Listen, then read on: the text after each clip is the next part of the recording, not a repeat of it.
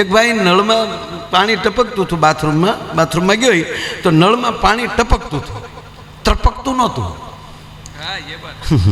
ટપકવું ત્રપકવું એમાં ફેર છે. ટીપા નળમાં લઈ પડે છે, ભગવાન ઉપર મહાદેવ માથે દળતી મૂકે છે બાપુ, એમાં લઈ ટીપા જ પડે છે, પણ એકમાં ટપકે છે ને એકમાં ત્રપકે છે. બાથરૂમના પાણીના ટીપાનો અવાજ અને શિવલિંગ ઉપર ભગવાન મહાદેવની માથે અભિષેક ધીરે ધીરે થતો હોય એનો અવાજ, એ બે અવાજમાં ફેર છે. ઓલામાં થાય ત્રપક, આ માટે ટપક ટપક ટપક. પાણી એનું છે, પણ ક્યાં જાય છે ને ક્યાં કઈ જગ્યાએ છે એની ઉપર એની જો અંદર ફેરફાર થઈ જતો હોય તો આપણે તો માણાના દીકરા છે ભલામણ. એટલે ઓલું પાણી ટપકતું હતું એટલે પાછું એની ઘરવાળીને ક્યાંય હવે ક્યાં કરવું શું એમ કંઈક થોડું ઘણું બે આમ ઝઘડો થઈને જ બેઠેલા. આ નળ ટપકે છે ને ઘરે કાંઈ રહેતા નથી ને એકલા ડાયરા કરવાના દીકરા થાવશો. એટલે ઓલો કંટાળીને ટૂંકમાં બાથરૂમમાં ગયેલો તો જોયું એની પાસે પકડ પાના જે હતું એ પણ એનાથી કાંઈ હાલ્યું નહીં. પણ આપણે ખબર ને અલંગનું એક વાંદરી પાનું આવે એ બધી નટે લાગે. એટલે આ ભાઈએ તાણીને એમ કીધું, જય ગિરનારી બાપુ. એ આને આ બાવલિયાને તાળીઓથી વધો. આ ઉંમરે જે એને પોર છે, બસ પ્રેમ થઈ જાય ને એને બુઢાપો ન આવે. માણા પ્રેમી હોવો જોઈએ. આવો જાવો અમને ન ફાવે એ 40 વર્ષે ગઢીના પેટનો થઈ જાય.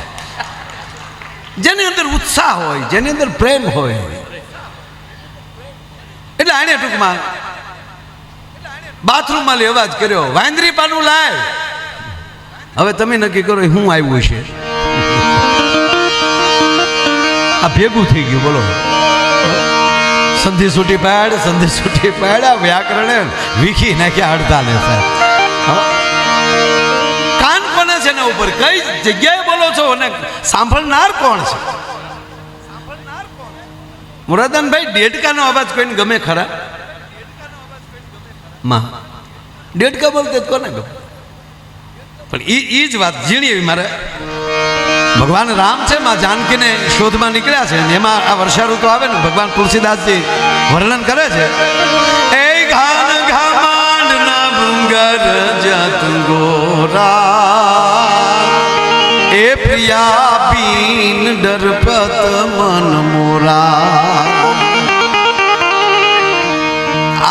એટલી જે લીલા ભગવાનની છે ને એ બધા સંસારીઓને કાટલે પકડીને રામે કીધું કે એટલો પ્રેમ કરવાની તેવડ હોય તો માંડ વેજાજો. હે લક્ષ્મણ, આકાશમાં જે વીજળીના કડાકા થાય છે, જેમ મોરલો જે બોલે છે, મોરલાથી જે રાડ નખાઈ જાય છે, એ જ રીતે આજ જાનકી વગર મારું મન ડરી જાય છે. પ્રિયા બીન ડરપત મન મોરા. અને તરત જ પાછું આવે કે હે લક્ષ્મણ, આ ડેડકા બોલે છે ને મને એવું લાગે છે કે એનાય મુખમાંથી વેદની રૂચાઓ નીકળે છે. દરેક જગ્યાએ જ્યારે શુભ મળે આવવા, એટલે માં હું ઘણી વાર કહું જેને આરે બેહવું ને એ દિલથી બેહવું, મગજથી નહીં. આ મગજનું મેળ જ નથી માળવું. ક્યારે બાપુ એમાંથી તો કોણ ક્યારે નીકળી જાય નક્કી જ નહીં. કાંઈક ટોકર લાગી જાય તો યાદ શક્તિ વહી જાય, પછી દવાખાના ઓળખો હું નીચી ઓળખજો કે પણ બાપા જવો તો કે નીચી ઓળખજો મને નથી કઈ. એક ટોકર લાગી જાય તો એ મગજમાંથી નીકળી જાય. અરે એક જણો અવડો મોટો બાપુ પ્રોફેસર, પછી તો એ નાસામાં અણુ પરમાણુ રાસાયણ બધામાં એટલો બધો પારંગત બન્યો. 40 વર્ષ ભણ્યો.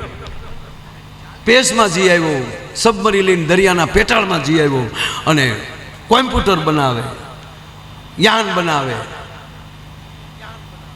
અને પાવર આવી ગયો. મળ્યો સમાજમાં પાછો અને શું કે મોટિવેશન.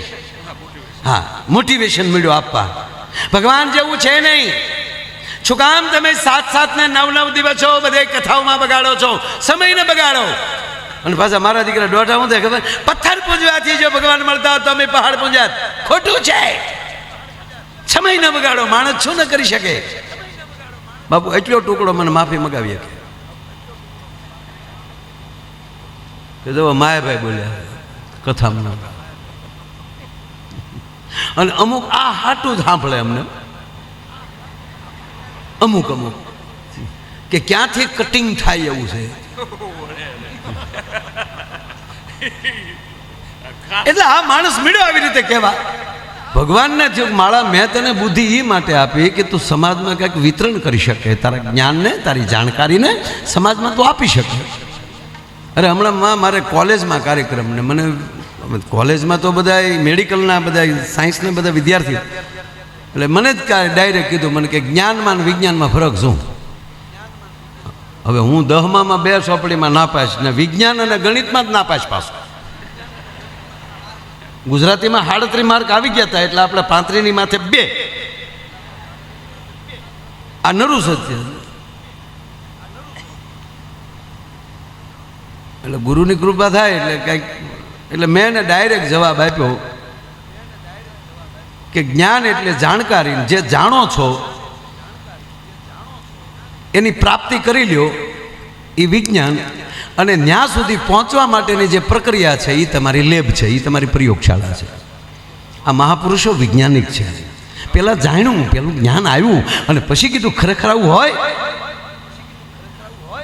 અને જાય પ્રાપ્તિ થઈ ત્યાં મીરાને નચાઈ ગયું.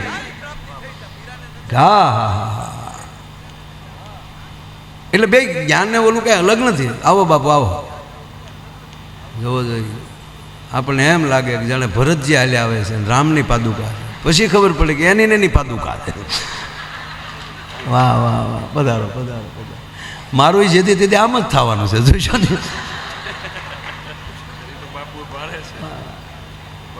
આમાં આમાં આમાં આમાં કેવી કોને કેમ લાગી જાય નક્કી જ નથી બાપુ. આ વાત એ જ કરું છું તો આ ઘટનાઓ બનવા મળી. બોલો, વાત એ જ કરું. ઓલો એવા ભાષણો કરતો હતો માં કે ભગવાન જેવું છે નહીં. ભગવાનને ચૂક માળા મેં તને બુદ્ધિ આપી અને તે એમ કીધું કે હું નથી. જો ઈશ્વરની કૃપા થાય એટલે બુદ્ધિમાં વધારો થાય, જ્ઞાનમાં જે આપણે જોતું છે એમાં પ્રાપ્તિ થાય. એટલે આ મળ્યો છે એકવાર ભગવાનને થયું કે આ માળો મારી સામું ગઈ ને આની કમાઈને ઉડાડી નાખવા દે, આની મેમરી ઉડાડી નાખવા દે. ન્યાલી ભગવાને સીધે એની મેમરી ઉડાડી નાખે. તો જે રોકેટની યાનની વાતો કરતો હતો ને, સબમરીની, અણુની, પરમાણુની, એ સાલું ભાષણમાં બાપુ. મિત્રો, દુનિયા બહુ નાની છે, ધારીએ તો દુનિયા ફરતો રાઉન્ડ મારી શકીએ એટલું બોલાનું.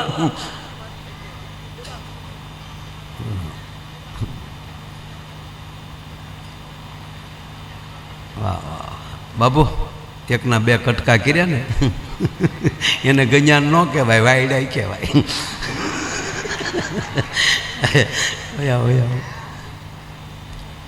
આ બધાને માં ગિરનારી બાપુ જ હાસવતા છે ને.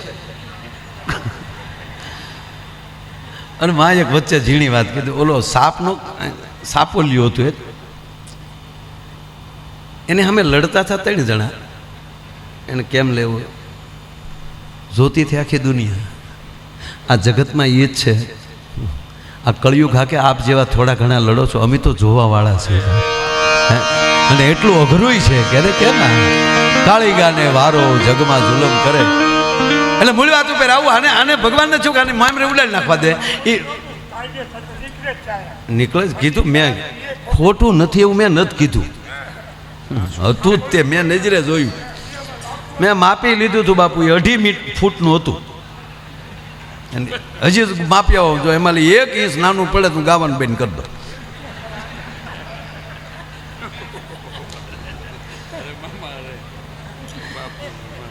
બાપુએ પણ હિંગલામ ઉતાર્યું હોય ને, એ જોતો હતો. ઓલો ભાષણ કરતો હતો ને બાપુ મેમરી ઉડી ગઈ અને બધું ભૂલાઈ ગયું. ઉભે રોડે ચડ્યો, ટીડી ટીડી પોપ. એ કે ઉભો નીચે ઊભું જવું જવા દે પોપ. કે પણ ભાઈ રામ રામ કીજી. ભગવાનને ચૂક લે કર્યો લે. એટલે ભગવાનને ચૂક જોવા દે, માણસ છે પાછો ખેલે નાખતો હોય. એટલે ભગવાન આવ્યા હામાં અને ભગવાને બીજું રૂપ ધારણ કરીને કીધું, એ ભાઈ ઉભો રહે, નીચે ઊભું જવું તારું કે આમ તું છે નીચે ખબર કીધું ને. તાર પપ્પાનું નામ નથી ખબર, તાર મમ્મીનું નામ નથી ખબર, તાર દીકરાનું નામ નથી ખબર, તારી પત્નીનું નામ ચંપા. ભગવાન કે તારી ભલી થાય, મેમરી ઉડી ગઈ પણ વાયરસ રહી ગયો થોડોક. જે વાત કરી એનું અનુસંધાન આ છે કે મગજમાં હશે ને તો ભગવાન ઉડાડી શકશે, હૃદયમાં હશે તો ભગવાન પણ નહીં ઉડાડી શકે. જેના હૃદયમાં હશે, જેનું સ્થાન હૃદયમાં હોય, ક્યાં બેસવું, કેટલું બેસવું, કેમ બેસવું, શું કામ બેસવું, કોને સાંભળવા.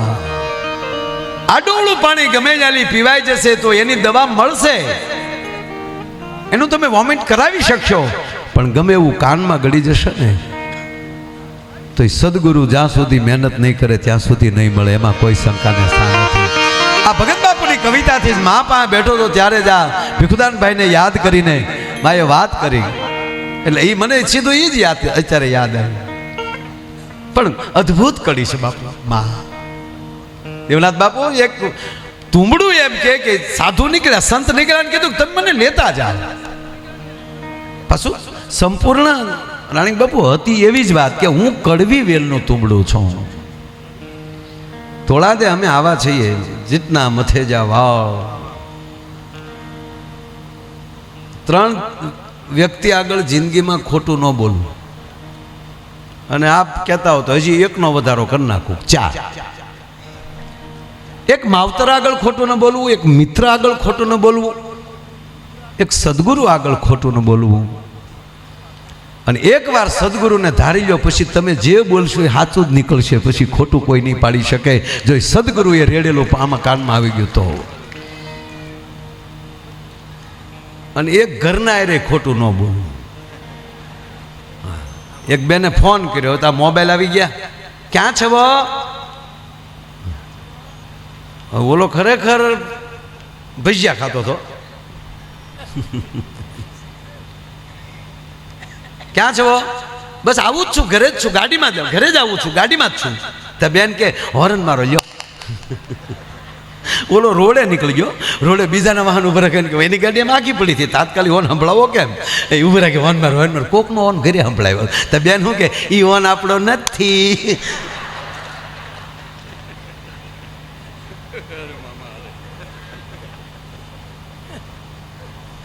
એક આનંદ છે બાપુ એ માટે કે પ્રોગ્રામ રોજ કરીએ, પણ સાંભળનાર કોણ? અમારા માટે બાપુ આજ આનંદ એ વાતનો છે, બોલે છે કોણ એની કરતા સાંભળનાર કોણ છે, કાન કોના છે? બાપુ ગુરુ પેલા કાન જ ફાડી નાખે છે, અને કાનથી જે પી ગયો હોય, મોઢેથી પીધું હોય ને એમાં તો ઘણાને અબખોઈ થઈ જાય, ઉલટી થાય, ડાયાબિટીસ થાય, ઓલી એસી ને ડીટી થાય.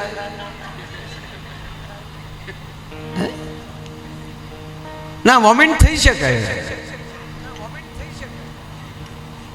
પણ જે કાનથી, એટલે ગુરુ કાન પકડીને કાન ફૂકે છે, કાનમાં મંત્ર આપે છે. તો ત્યાં તોફીન ગલગલિયા નો કહેતી મારે ઘર બોડાયો બસ આજથી તમારે છેલ્લો વાત નહીં. કાન પકડે છે, કાનમાં વાવે છે. સાંભળ, કાન કોના છે એના ઉપર આધાર. કોણ કોને કહે છે, કેવું સમજે છે એના ઉપર આધાર. આમ અમસ્તા આવા બધા સાધુને રાણીક બાપુ જોઈને તો આપણા પોરહના પલા ચડે છે. જીને દીઠે મુજા નેણા ઠરે, જેને જોતા આનંદ આવે. એવા દેવનાથ બાપુથી લઈ તમામ સંતો, એવા અહીંયા આચાર્યોની ઉપસ્થિતિ છે જેના મુખમાંથી વેદની રૂચાઓ નીકળતી હોય છે. એવા તમામ આચાર્ય શ્રીના ચરણોમાં પ્રણામ કરું છું, તમામ સંતોના ચરણોમાં પ્રણામ કરું છું. રાણીક બાપુથી લઈ આવા મને અમુક માં ગમે બહુ બધા કે જેને સંગડા સાધુના કર્યા છે, એના ટેલિયા થઈને રહેતા હોય છે. વચ્ચે કહું, ગુરુ પણ બીજી માં છે, ગુરુ બીજી માં છે. ચંદ્ર છે એ માં શબ્દ છે એ પુલ્લિંગ છે, પુરુષવાચક શબ્દ છે. ચંદ્ર કેવો, પણ એ 2 વાર માં બને છે. એકવાર બીજ વખતે બીજના ચંદ્રને માં જ કહેવી પડે ને પૂર્ણિમાના ચંદ્રને માં કહેવી પડે. પૂર્ણિમા, જ્યારે માતૃત્વ જ્યારે પ્રગટે છે, વાત એ છે કે જેસલ જાડેજાને ક્ષત્રિયાણી જન્મ આપી શકે, એક ક્ષત્રિયને જન્મ ક્ષત્રિયાણી, જેસલ જાડેજા બારવટિયાને જન્મ ક્ષત્રિયાણી આપી શકે, પણ જેસલ પીરને તો ગુરુ જન્મ આપી શકે છે. ગુરુ મૃત્યુ છે, એ મારી નો નાખે તો એ ગુરુ ન કહેવાય. જેમ ખેડૂત જે નવી જમીન લે, એમાં ટેકરા હોય, કાકરા હોય, ડુંગરા હોય, ખડ હોય, ઘાસ હોય, બાવળ હોય, બોરડી હોય, પણ ખંતીલા ખેડૂના હાથમાં જેમ ઈ જમીન આવી જાય અને કોઈ દી ન ઉગ્યું હોય એવો ઉગાવો કરી દે, સદગુરુ આ વાવણીનું કામ કરે છે, ઉગાવો આપી દે. એવા સમર્થ સદગુરુઓના ચરણોમાં પ્રણામ કરી હજી દમયંતી બેનને સાંભળવાના છે. મા શ્રી જયશ્રી માએ ખૂબ આપણને ભજનો સંભળાવ્યા. અહીંયા એકવાર મોરારદાનભાઈને તાળીઓથી વધાવી જો. અમારું કચ્છનું ઘરેણું છે, આખી જિંદગી શિક્ષક રહ્યા અને હવે બરોબર નિવૃત્ત થયા છે, પણ હજી ઈની ઈ અડપ છે આનામાં. એવા અમારા બહુ લાડીલા છે મોરારદાનભાઈ. એટલે મારા વિશે કારણ કે પ્રેમ હોય ને એ વધારે બધું કહે, પણ અમે એમ કહે તમારા શબ્દોની લાજ મારો નાથ રાખે. એ પોરહિલા છે, હરક છે. આપણા પ્રસંગમાં બે વ્યક્તિ આવે, એકને આવવું હોય એટલે આવે, પણ ગમે નહીં. ઓહો આવા માંડવા નાખ્યા. અને એકને દિલની લાગણી છે, એ અહીંયા આવીને વાસણ ધોવા મળે. બે એક જ ગામના હોય, બે એના ગામમાં જાય એટલે બેયના નિવેદનમાં ફેર હોય. એક એમ કે મારી નાખે એવું કામ કર્યું, બીજો શું કે વધી જુદું ત્યાં કોઈ ધડોય થોડું કરતું હતું એટલે હું તારી હાટું ઊભા હોય, તારા બાપ બધા.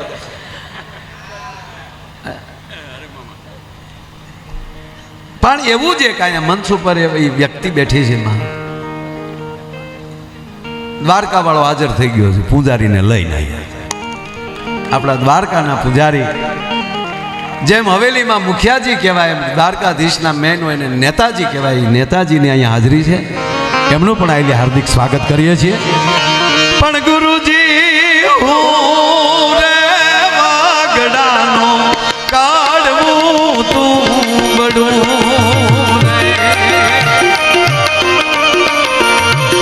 દેવનાથ બાપુ આ ભક્તિ નહીં. હા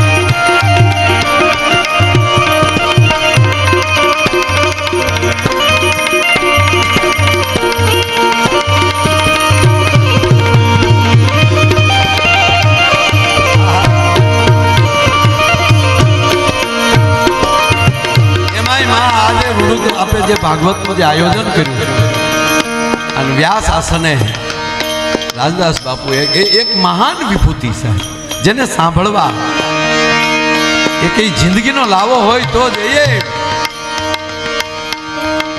કોને સાંભળવું ને એના ઉપર આધાર.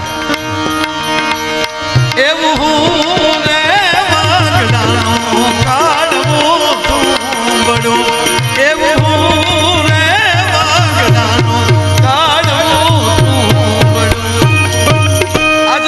નોખો આનંદ મને અંદર આ શબ્દ એ માટે આવે, કડવું તુંબડું. એમ કે હું કડવું છું, બાબાજી મને લેતા જાઓ. તો સદગુરુ એક જ કાર્ય કરે છે, શું તુંબડું જ કહે છે કે તમે લેતા જાઓ, અંદર બીજું કાંઈ સારું છે નહીં, અંદર તો કડવાટ ભરી છે, કોકની ઈર્ષા. માટે તમે મને લેતા જાઓ ને. એ મને કાપી રે કોરીને તમે કામ ડાળા કરો,